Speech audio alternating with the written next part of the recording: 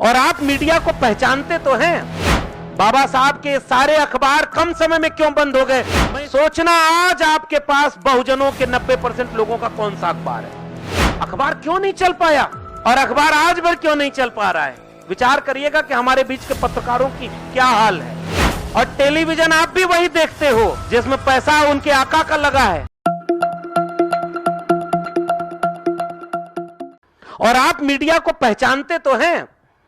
बताइए, अखबार में, टेलीविजन में विज्ञापन करोड़ों रुपए के कौन दे रहा है सबसे ज्यादा? दो लोग, एक उद्योगपति और एक सरकारी विज्ञापन।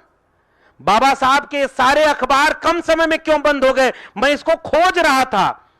कोई अखबार 2 साल, 3 साल, 5 साल, 8 साल क्यों इतना चल पाया? सोचना आज आपके पास बहुजनों के 90% लोगों का कौन सा अखबार है?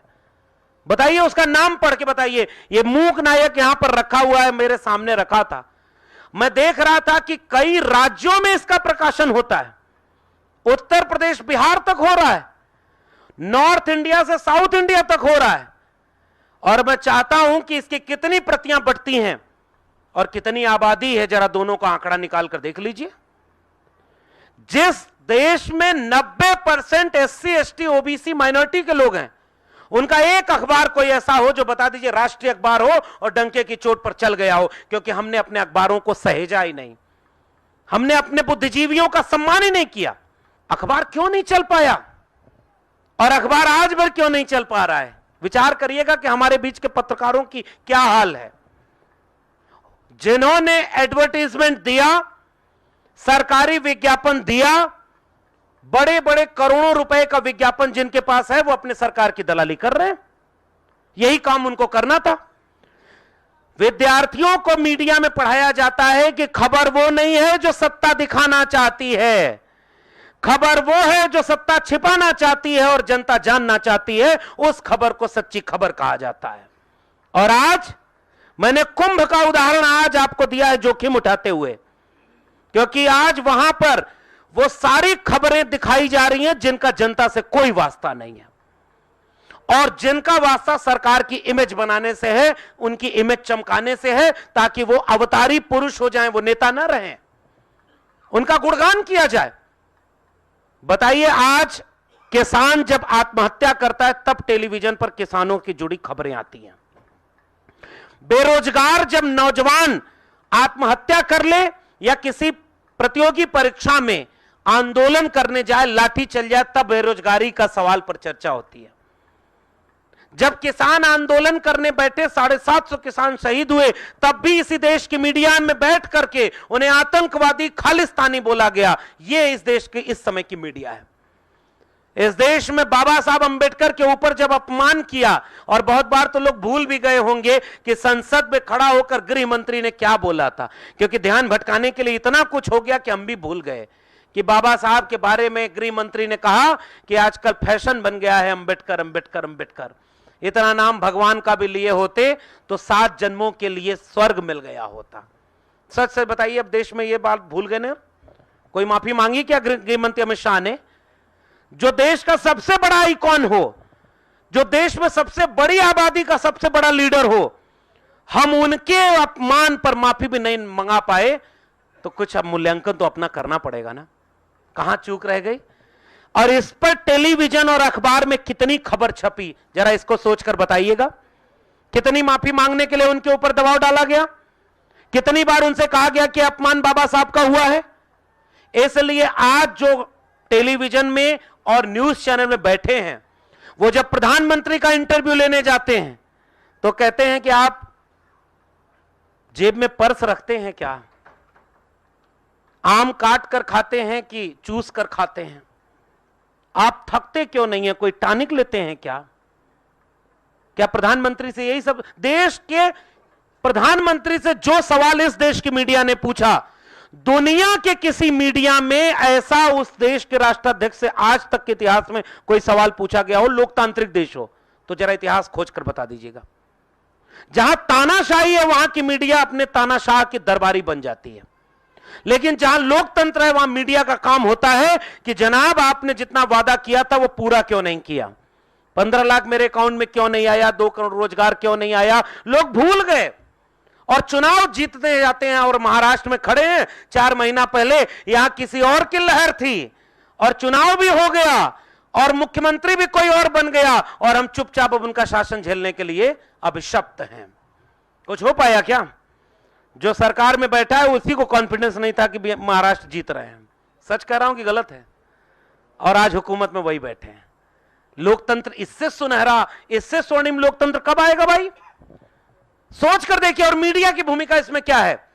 2024 के आम चुनाव में अगर टेलीविजन चैनल और न्यूज़पेपर आधा सच भी दिखा दिए होते कि जनता इतनी नाराज है, 2024 में हुकूमत बदल गई होती। लेकिन मीडिया ने सच नहीं दिखाया। मीडिया झूठ बोलती है और मीडिया बिकी हुई है इसलिए चूंकि उसमें पैसा जिसका है वही चुनाव देने के लिए नेता को चुनाव लड़वाता है। सारा खेल पैसे का है। जिसका विज्ञापन उसी की तो दरबारी होगी। और आज टेलीविजन चैनल पर, आज टेलीविजन का एंकर एक धर्म के कार्यक्रम में जाता है भाई, मंदिर के कार्यक्रम में जाएगा, नहाने जाएगा, कुंभ में जाएगा और वो भी उसके बाद निष्पक्ष पत्रकार बना रहेगा। एक सेल्फी लेगा एक पार्टी के नेता के साथ, फिर भी निष्पक्ष पत्रकार बना रहेगा। शिक्षा पर कितनी डिबेट इस देश में होती है, मैं तो कई बार सोचता हूं। और आखिर में 1-2 याद आ रही हैं कुछ चीजें, तो मैं उसको जोड़ करके अपनी बात खत्म करूंगा और हम सब रंजीत सर को सुनेंगे।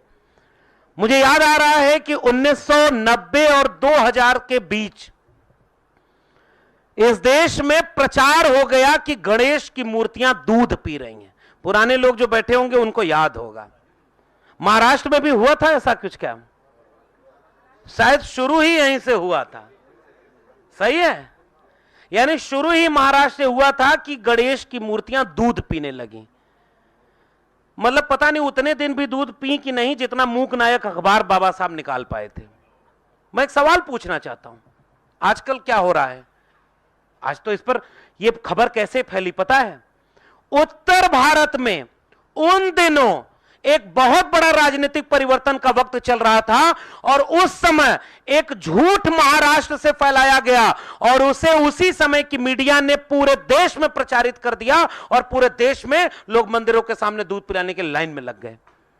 मीडिया यह भूमिका निभाता है।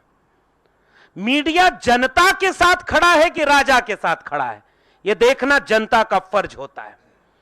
और आखिर में मैं केवल यह बात कह के जा रहा हूं, मैं दिल्ली विश्वविद्यालय में 14 साल प्रोफेसर रहा और हम लोग लगातार ये लिखते रहे कि विश्वविद्यालयों के भीतर सिलेबस बदला जा रहा है, विश्वविद्यालयों के भीतर एक विचारधारा के लोगों को भरा जा रहा है, मेरिट के नाम पर वहां पर छलावा हो रहा है, घोर जातिवाद के अड्डे बन चुके हैं विश्वविद्यालय और फीस महंगी की जा रही है, फेलोशिप बंद की जा रही है, सरकार पूरी शिक्षा को निजी हाथों में बेच रही है। आपने कभी किसी टेलीविजन चैनल पर और अखबार में इस पर डिबेट देखी क्या? तो जब डिबेट ही शिक्षा पर नहीं होगी तो शिक्षा बचेगी कैसे? देश गरीब था तो फ्री में शिक्षा देता था, देश 5 ट्रिलियन इकोनॉमी बन गया तो शिक्षा महंगी हो गई। मैंने ये सारी बातें अपनी किताब प्रोफेसर की डायरी में लिखी है, मराठी में भी है, वो मन करे तो पढ़िएगा मंगा करके।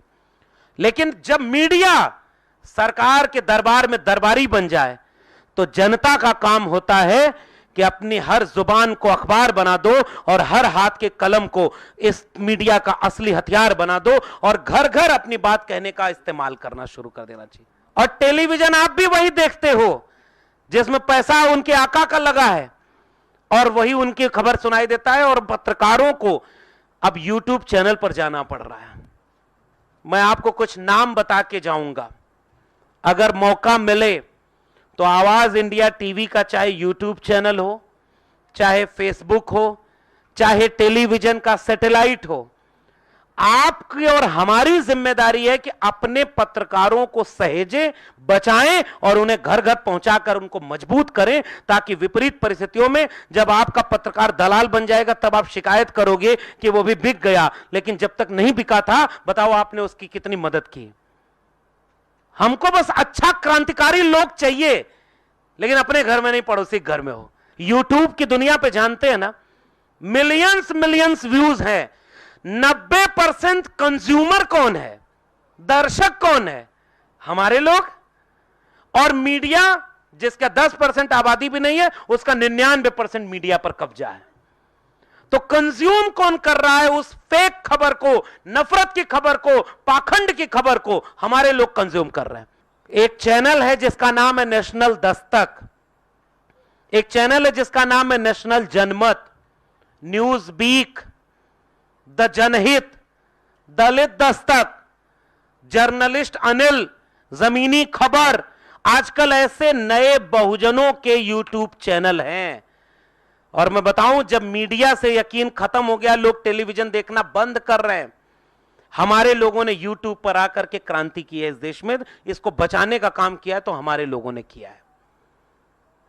हमारे लोगों ने अखबार निकाले हैं विपरीत परिस्थितियों में, और हमारे लोगों के जितने चैनल हैं मैं उनका नाम आपको बताकर जा रहा हूं।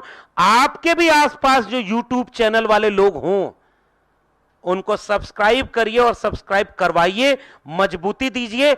अगर 90% लोग 10-10 रुपया, 50-50 रुपया उस चैनल को ज्वाइन बटन करके डोनेट करने लगे, तो बताइए आपके चैनल मजबूत होंगे कि नहीं? तो बाबा साहब के अपमान करने के बाद कोई गृह मंत्री कितना भी बड़ा हो, माफी मांगता कि नहीं? लेकिन उसको भी पता है कि यह समाज बिखरा हुआ है, बटा हुआ है, यह हमको क्या झुका पाएगा।